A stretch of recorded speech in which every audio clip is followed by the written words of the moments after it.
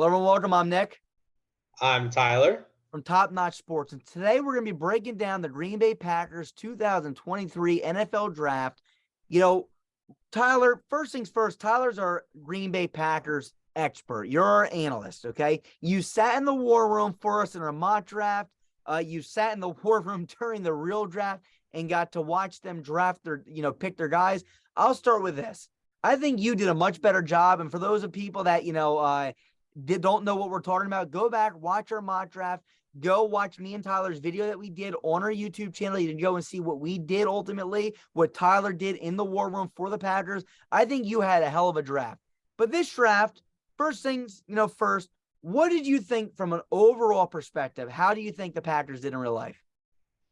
Definitely a lot of surprising moves. A lot of like triple dipping and double dipping at certain positions, which you rarely ever see Green Bay do.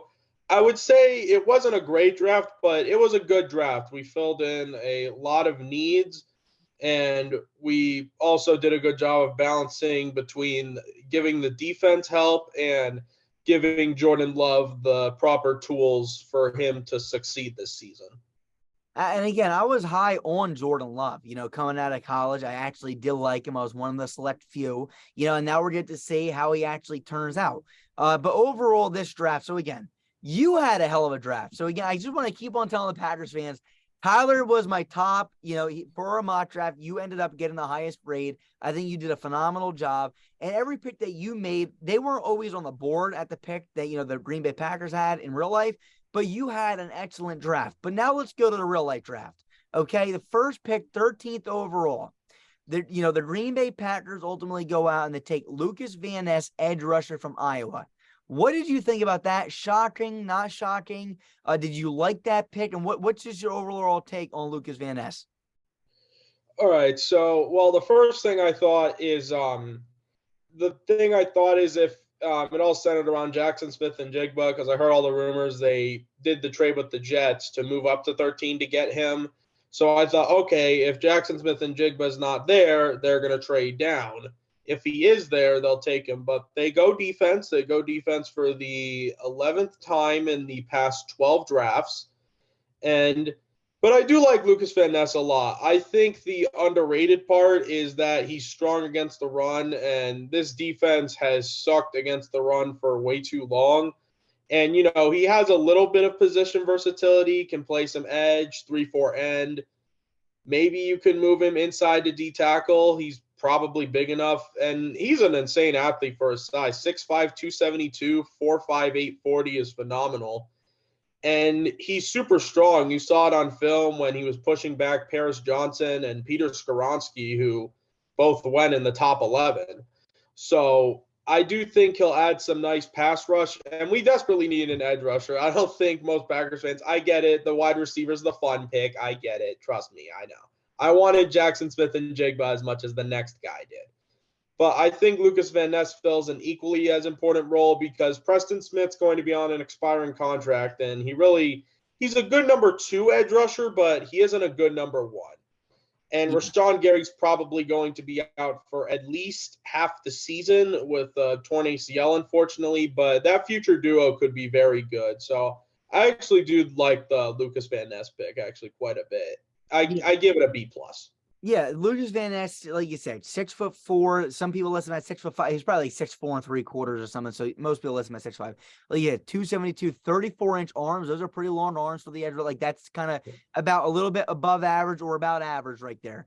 4'5", 840 is fast as hell. And if you see this guy, he's built like a brick. I mean, he really is. Strong guy, quick guy. Like you said, I think he adds position versatility for you guys for sure. To me, like I said, I think that honestly he played more of that inside that 3-4 DN/DT role they did on the edge a lot in the tape that I watched on him, and he played it pretty well. So again, you add position versatility with this pick for sure. He's my 5th ranked edge rusher. To me, like I said, he seems like a real powerful guy.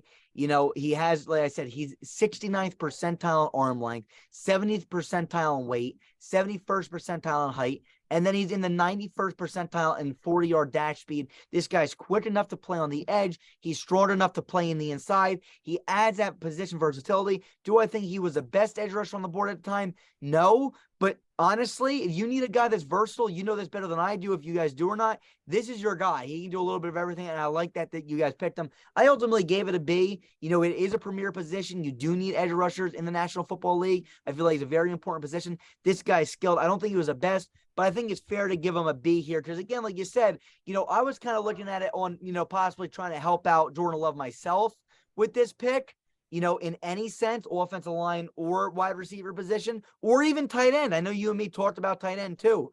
But again, ultimately they go out, they take an edge rusher. I like the pick. Nothing wrong with it at all. Anything else you want to add about this pick?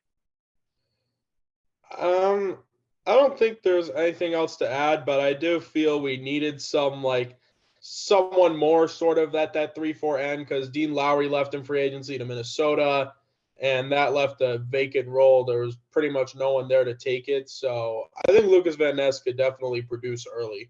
180. 180, set.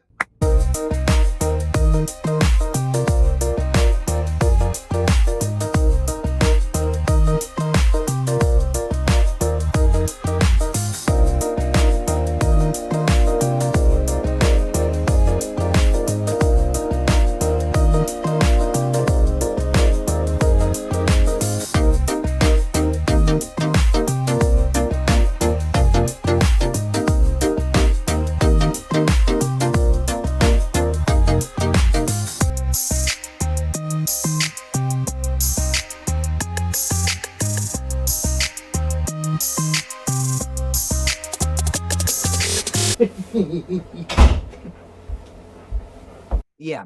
All right. Now your second pick 42. You go out, you take tight end Luke Musgrave. Okay.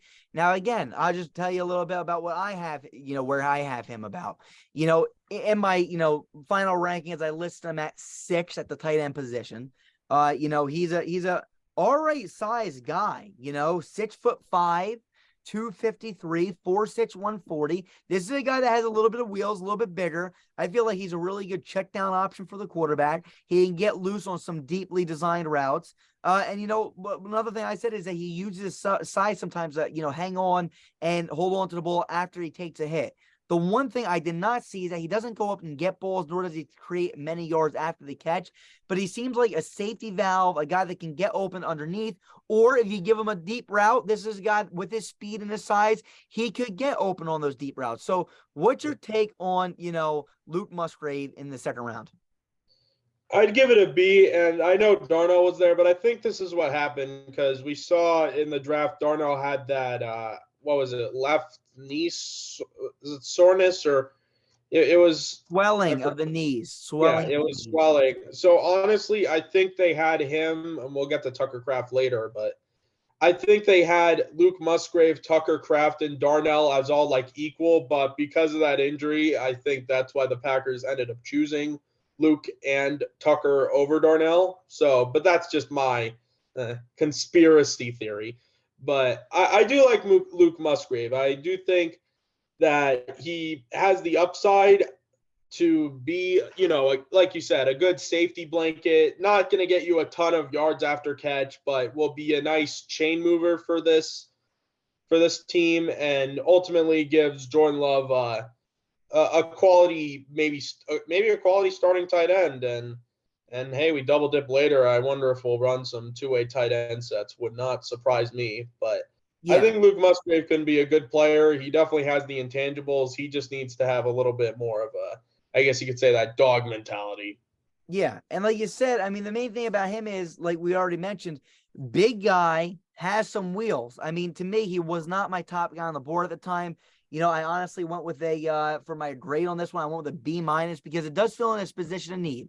And there's a lot of tight ends. Now, again, he was not my top guy. Darnell Washington is my number one tight end. The dude flew all the way down. I do understand, you know, the swelling of the knees, but man, was that a steal so late. But look, Musgrave's a guy, like you said, safety valve, big guy, has some wheels too. I want to keep on saying this guy's fast, man. So, you know, hopefully Love can work with him and be really good. But again, this wasn't even my favorite, you know, tight end pick. Okay, I'll say that for the Packers, because I do like one that we're going to get to later. All right, next guy, 50th overall. They go out to take wide receiver Jaden Reed. What's your thoughts on that one? Yeah, definitely a surprise pick, not because the Packers typically take bigger receivers. They like those 6 foot guys and above, but Jaden Reed's like 5'10", around 190. But the dude can burn. The dude is definitely a burner. And that's pretty surprising because we haven't had a burner in like when I mean a burner, I guess I should say a short, like like a short slot guy that can really take the top off a defense. And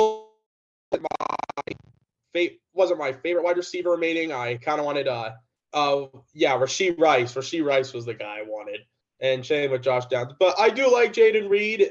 He was definitely a late riser to the occasion, and I know his quarterback play wasn't great, so that probably hurt him a little bit.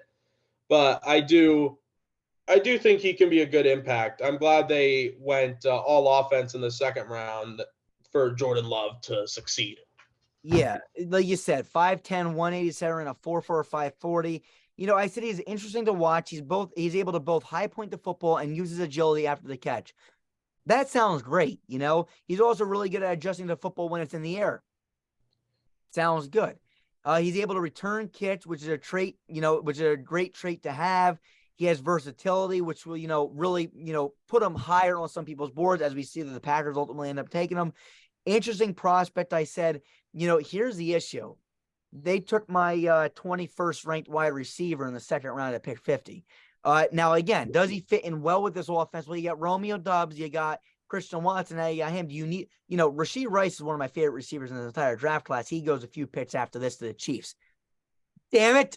Why can the Packers take him? But Jaden Reed ultimately goes to the Packers, and it's like, he could be a good gadget role, but he'll never be a 1A. He'll be a good gadget guy, in my opinion. Rashee Rice has a chance to be a 1A. Maybe the Packers didn't want another big guy on the outside because they already got someone like Watson. So, I understand why they might have went with a little bit smaller guy that has good agility. They can be a kick returner. Kind of reminds me of the Raiders' Trey Tucker picked in the third round.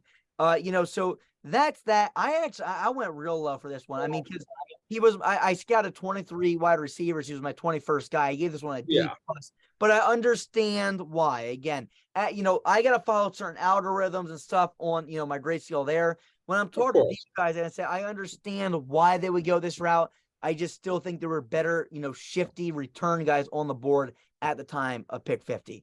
All right, let's go to the next one. Okay. 78th overall pick, tight end Tucker Kraft from South Dakota State. What's your take on him? Was a very surprising pick. I was not expecting another tight end because, well, I guess the Packers finally thought our tight end room was so god-awful that let's actually inject some more talent in there. And I do think Tucker Kraft's actually probably a little more NFL ready than Musgrave is. And, a guy that can do a little bit of everything. He probably fell because he got hurt this season. But from most analysts, they had him as a second-round pick, and to get him in the third is excellent value. And again, I do think the Darnell Washington theorem kind of applies. I think they had all these three as equals, but the left knee swelling for Darnell definitely. I know Packers are strict with their injuries, especially because I remember years and years back, we had so many injuries with so many injury prone players. It was ridiculous. So I think they are kind of trying to stay away from that. But I think Tucker Kraft can receive well, has the frame to block well, and I do think he can be an impact day one. And again, I expect them to run a lot of two-way tight end sets. And again, the Packers go offense with their third consecutive pick, and was all offense other than Lukas Van Ness in the first 3 rounds, which I was very happy to see. I'm glad they're giving Jordan Love at least a shot. Yeah, this is my 4th ranked tight end. So right after you got Washington, Mayer, and Kincaid, I got Kraft. I got Kraft above Laporta. I got Kraft above Musgrave. I got Kraft above Schoonmaker, who we saw get drafted Latu. All those guys. So this pick now was like, hell, this might be my favorite pick of the entire draft that you guys had. 6'5", 254, 4'6", 940. So he's about the same height as Musgrave. He is about a pound heavier according to the draft, but a little bit slower according to the 40 times. My thing is with him, as I said, this kid can do a little bit of everything. The 40-yard dash could really help his draft stock. Now, again, 4.69 is not great, but I said right now, speed, according to the analysts, seems to be the biggest issue, although on film, it does not look bad. So a lot of the analysts were saying he seems slow. 4.69 kind of shows you that, it is a little bit on the slower end. I mean, especially for nowadays, today's tight ends. But on film, I said it does not look bad at all. I said first, he can catch balls over defenders, and he uses his size to do so. Not only does he catch balls over defenders, but he's also great at creating yards after the catch. He looks like a bigger build guy, but he has some decent elusiveness for his size. He can catch a 5-yard hitch route and turn it into a 15-yard gain, kind of like, now again, I'm going to get a lot of hate for this, like a Travis Kelce style tight end. He sits in open zones. I truly like him. He's a guy that does a little bit of shaking and baking. You give him a little tiny 5-yard hitch route, boom, boom, hits you with a little bit of elusiveness. Here he goes, turns on a 5-yard hitch to a 15-yard play. Who does that remind me of? Travis Kelce. Travis Kelce's a guy. I know everyone's saying Dalton Kincaid. I'm not saying Tucker Kraft's the next Travis Kelce. What I am saying is he has that ability to turn a 5-yard play without having top-end speed coming out of college, and be able to turn that into a 15-yard play. So this is a guy I really like. I wouldn't be shocked if this guy beats out Luke Musgrave for the number 1 tight end spot. And what I also, and again, a claim to fame for myself, Trey Sermon versus Elijah Mitchell. Trey Sermon, they draft Trey Sermon. I said, this is a terrible pick. Terrible pick. They draft Elijah Mitchell. I said, this guy is phenomenal. I said, he will win the job. I would not be shocked if Tucker Kraft wins a starting job for the Green Bay Packers. What's your take on that? I mean, do you think that's possible? Who did you have ranked higher, and who do you think is going to be a better fit?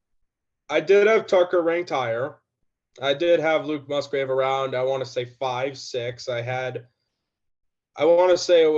think I had Tucker Kraft 5 and Musgrave 6. It was close. My top 4 was Mayer, Kincaid, Washington, and Laporta. So that was my top 4, and then after that was Tucker Kraft and Luke Musgrave. So I do think Tucker Kraft is a little more NFL ready. I think Luke Musgrave has more potential for sure. He's a little more athletic and a bit faster, but I think Tucker Kraft's more versatile. So I do think Tucker Kraft actually will get more playing time. Now, again, I do see a lot of plays where these guys are going to be on the field at the same time. And whether that be one's blocking, one's receiving, or both blocking, both receiving, whatever. So I do believe Tucker Kraft can get out in the starting job. And one other thing, he has a good story. 0-star recruit coming out of high school and won a national championship the first time in South Dakota State history. They won the national title after so many years of heartbreak and so many years of seeing their big brother, North Dakota State, absolutely dominate the decade. So I'm very happy for him and very happy for the Jackrabbits. And, hey, I'm even more happy we have him on our football team. Damn right. I'm happy, too, for that one. Because, again, it fills a big need and helps out Jordan Love. All right, next guy. Defensive end, 116, 4th round. Colby Wooden, okay? 6'4", 273, 33-inch reach. What's your thoughts on him? Yeah, so funny enough, since I'm a late riser at T3, and T3, I missed this pick. So I missed the pick. But it was another bit of a surprising pick. Colby Wooden's another guy that can play that DT 3-4 end role, more of, a pass rushing specialist sort of. And, I'm glad the Packers really addressed defensive line. I don't think it was being talked about enough as a need. I get the safety position bad, and before that, the tight end position was really bad. And the wide receiver was still question mark-ish, and those were the main needs. But D-line was kind of swept under the rug, so I'm glad they addressed with, a first-round pick in Lukas Van Ness and then a 4th-round pick in Colby Wooden. Was very productive for that Auburn Tigers defensive line alongside Derek Hall. And I think it was just a solid pick, solid value. And I think he could be at least a good rotation piece. And again, with how many injuries, mainly just Rashawn Gary, but with the lack of depth at the pass rush position, they add a guy along with Preston, Lucas, Kingsley. I mean, that's really it other than besides Colby. So They got a guy that can definitely contribute right away, and I think that's what they're after. And again, position versatility, which I know the Packers value more than almost any other team. Yeah, again, that's something I mentioned too. I said he looks longer than lengthy on film. He's not really long. He's 6'4", 33-inch reach, so that's about average for, arm length. He does a pretty good job shutting off blocks, to attack the running. Now, see, you mentioned quarterback. I actually saw him better against a run on the film I watched. Now, again, this is where everybody's going to see something different. I said I really saw him doing a good job shutting off blocks to attack the running back. I said he lacks pass rushing moves right now, especially for the edge. But again, like you mentioned, position versatility. He seemed to try to beat tackles, offensive tackles, that is, on his third or fourth, rush move rather than using a move in the beginning. So he's a guy that kind of gets set up and tries to beat but one thing I say, he goes through 3-4 moves. That shows that he's still fighting. So he wants to get there. He's not lazy. He's going to keep fighting, which I love to see. He has versatility because he can line up inside and on the outside. There are times I see him fight through doubles teams, which is important. Again, I think that they'll probably use this guy inside if I had to guess, because I think, especially if you want to get his pass rushing, since he can beat double teams, that could help him out better on the inside, because I don't know if he has a pass rushing technique to play on the edge. I think on the inside, I think he could have some usage, especially in the pass rushing game. And again, I think a big strength of his is his run stuffing ability. I think he's pretty good at that. So that's Colby Wooden. Anything else you want to mention about him?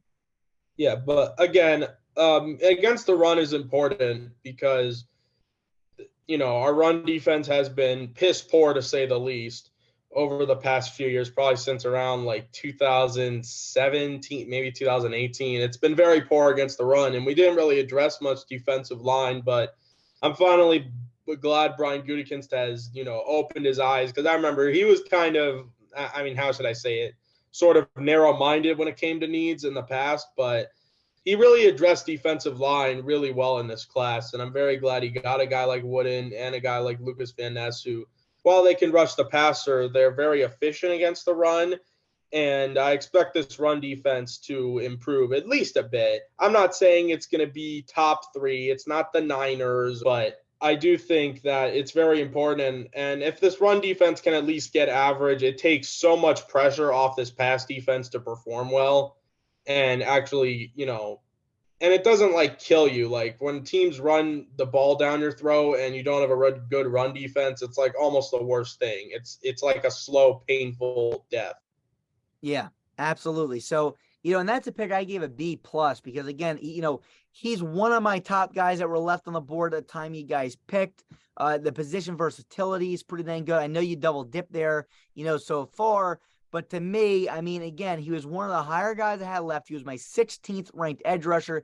You get him all the way at, 116, so not bad. Let's go to the next one, okay? Sean Clifford, quarterback. I didn't get a chance to watch him. I know who he is. I've watched him on TV before. I didn't get a chance to scout him. What do you think about this? Probably just a depth piece, but I'll let you speak on it.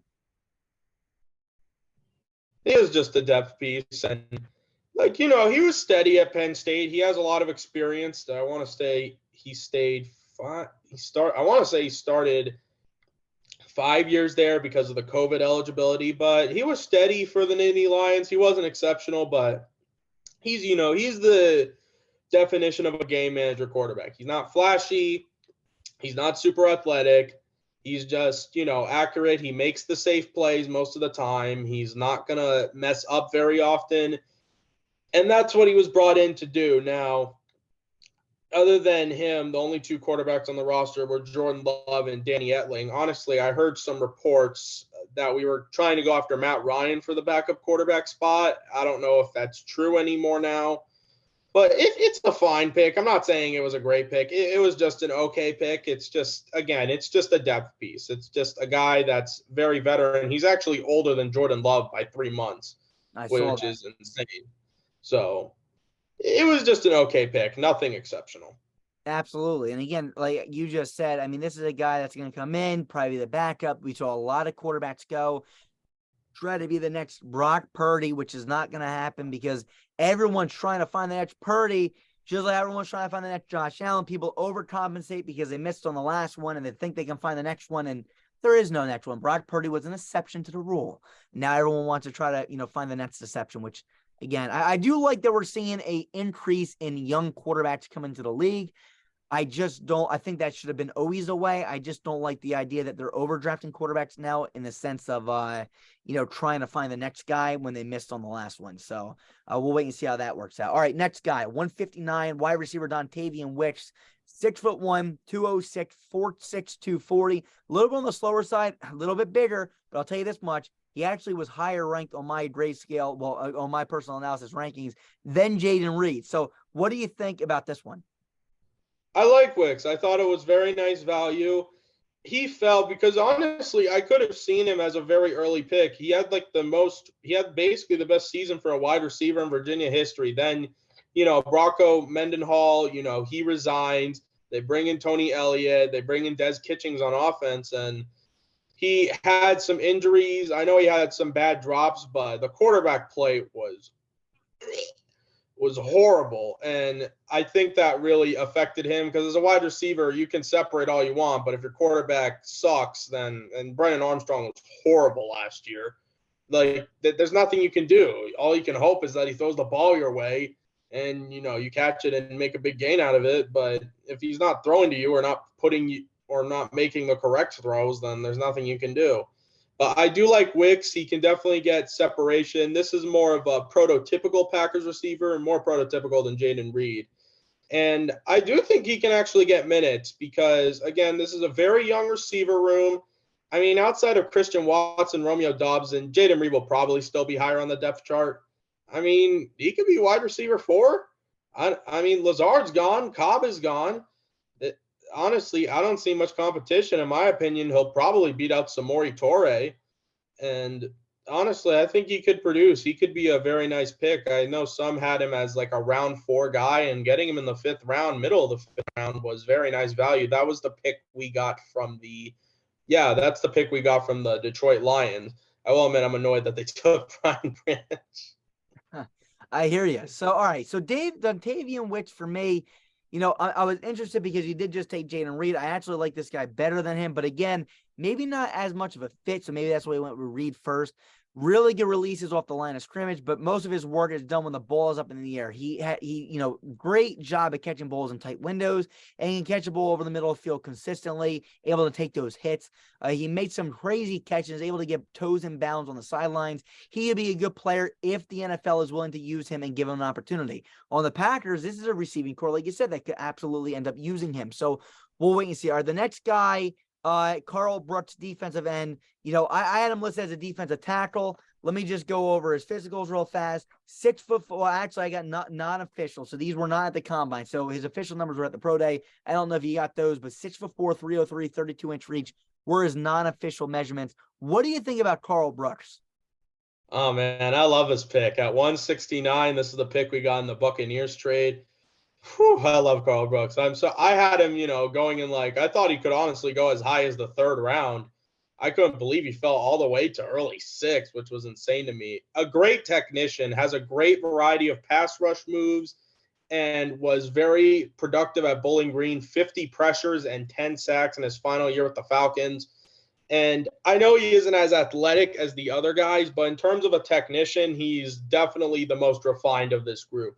And I know Pro Football Focus had him as I think the number 1 defensive lineman last year against, I want to say, both the pass and even the run. I know, which is weird because I saw some reports saying he wasn't as good against the run, but maybe I don't know what they're seeing. Maybe they were watching a different game, but I'm glad we got him. Again, position versatility, though I do see him as a D tackle. I don't really think he has a place on the edge. But as a D tackle, I think this dude could be an absolute mauler. I think he could be a very good specialist. And honestly, I could see him developing into a quality starter. That's how much I believe in Carl Brooks. He has the moves.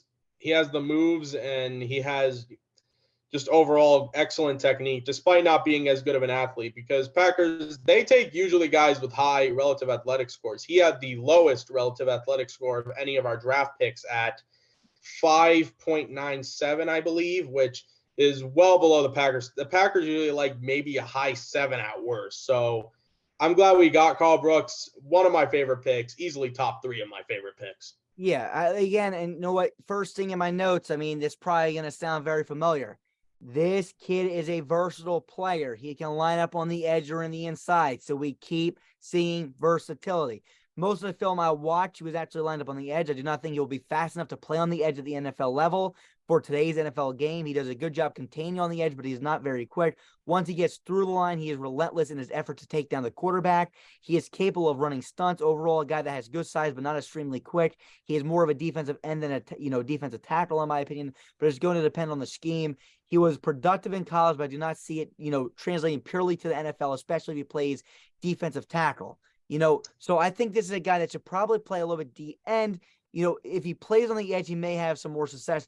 To me, I feel like we'll wait and see. D end, I feel like maybe he's better suited for him. That 3-4 D end role, maybe line up a little bit on the edge and on the interior. Again, just versatility is key. Not a bad pick. I give this one a B for the Packers. All right, the next few picks, I'm gonna let you sum these up. I'm gonna give you 2 minutes to try to talk about these guys because we only got 4 minutes left in our call. Anders Carlson, that's Daniel Carlson's brother. Carrington Valentine, cornerback from Kentucky. Running back Lou Nichols from Central Michigan. And last but not least, Anthony Johnson Jr., safety from Iowa State. And I'm sorry, Grant Dubose, wide receiver from Charlotte. Who do you want to touch on? I mean, I'll let you try to take 2 minutes. I'll give you this when we're down to a minute. Go ahead. All right. So I guess I'll start with the first one, which was Anders Carlson. It sucks, man. I love Mason Crosby, but he's getting up there in age, and we need a replacement. And Anders Carlson's a good kicker. Hopefully, he's as good as his brother, because most college kickers to the NFL, their transition is very yucky usually. And one thing I will mention, you got Rich Bisaccia, a Raiders, special teams coach that coached up Daniel Carlson. So yeah, I'm hoping he's as good as Daniel Carlson. If he's as good as his brother, then we're finding a kicker for the next 15 years. Then the next pick was Valentine, cornerback from Carrington Valentine. So he was just kind of just value. I know he was Mel's number one corner for at that point in time. So and we don't have the best depth at corner. So just a solid depth piece there. And I think he'll play a lot on special teams. Then Anthony Johnson Jr. I actually really like because we didn't draft a safety, which I was annoyed because our safeties, it's still ass, but it's slightly less ass. And I do think Johnson Jr., he has a shot to start as a 7th-round pick. You don't get to see that often. Good tackler, very sound tackler, and I think that's what we need in this group. We just need sound, safe tackling, which Savage is a good coverage guy, but his tackling is horrible. And Tarvarius Moore going to spend probably more time on special teams. Then we have some guys like Rudy Ford, and then you have, and that's pretty much it. Real fast, Lou Nichols and Dubose. I'll let you wrap them up. Be quick, though, if we can. Yeah. So Lou Nichols, there was no depth behind Dillon and Jones. So they pick a guy that was super explosive in 2021. 2,100, I want to say 2,100 rushing yards or some crap. Or whatever he had, 1,700. Maybe it was 2,100 scrimmage yards. My bad. But just a nice guy that, hey, with these running backs nowadays, could be a starter if Aaron Jones gets traded or we let Dillon walk, could be the number 2 back in very shorter time. And then Dubose, triple dipping at both defensive line and wide receiver. Dubose, he's very patient with his routes, very patient at getting open, will not rush the opportunity. And again, I could see him getting some reps. I know he was a 7th-round pick, but he could possibly beat out Torrey. And outside of him, maybe he's number 5, which for, being a 7th-round pick, being a number 5 wide receiver ain't that bad. But again, he'll probably contribute a lot more on special teams early in his career. For sure. All right, let me ask you this. Overall draft grade, if you had to give one for the Packers, what is it? I think a B+ is fair.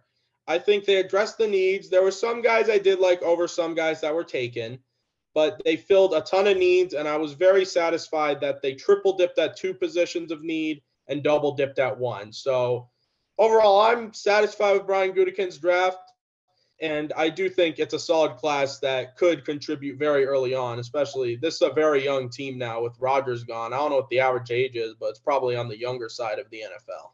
For sure. And I'll say this, I could definitely see your B+ for sure. I mean, again, you guys filled in a lot of needs. two tight ends that are probably going to instantly get onto the field, an edge rusher, Lukas Van Ness, who's probably instantly going to be on the field. You got a lot of guys that are going to be, and like you said, your 7th round pick might be on the field. Your kicker's probably going to be your kicker. There's a lot of things that can happen. But trying to compare these to other drafts, like really good ones, I don't like to give really high grades. A pluses are very, very rare, as you guys probably know from your guys' mock draft. But what I will say is this, and you're the only ones that got an A, I think, in like your entire thing. So ultimately, this is this. I think B- to a B is fair. I'm probably going to go with a B- just because I feel like they passed up on some really good names for other guys that are a little bit down my board, although I'm understanding of why they might have done that. Real fast, plug your page on Instagram. I'm Green Bay Hornet on Instagram. I just post mainly podcast stuff, trying to get into podcasting, and yeah, that's really it. Awesome. All right, that's all from us. We'll see you guys soon. Peace. We are Built Betters. Peace.